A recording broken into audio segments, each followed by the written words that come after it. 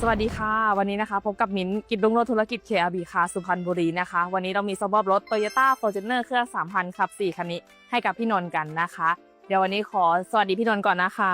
พี่นนท์อันนี้เดินทางมาจากที่ไหนคะนครสวรรค์ครับเจอคันนี้ได้ยังไงคะพี่ดูในช่องทาง Facebook ครับอ๋อเพราะรถมันเพิ่งเข้าด้วยใช่ไหมคะใช่แล้วก็ติดตามทางเฟซแล้วก็เข้ามาเลยใช่ครับอันนี้กะว่าหาตัวนี้ไว้อยู่แล้วหรือว่าไงเลยหาไว้อยู่ครับแล้วก็อะไรที่ทำให้พี่เลือกตัดสินใจมาซื้อรถที่เราก็มั่นใจที่เต็นท์ครับมีการรับผิดชอบดีหลังการขายติดตามเต็นท์เรามานานแล้วหรือยังคะก็ดูมาได้ประมาณเกือบครึ่งปีแล้วแล้วก็เดี๋ยวให้พี่นนท์แจ้งนิดนึงว่าพี่ทำอาชีพอะไรในการซื้อคันนี้คะก็ทำเกษตรกรแล้วก็บินโดรนด้วยครับทำเกษตรกรแล้วก็บินโดรนด้วยนะคะ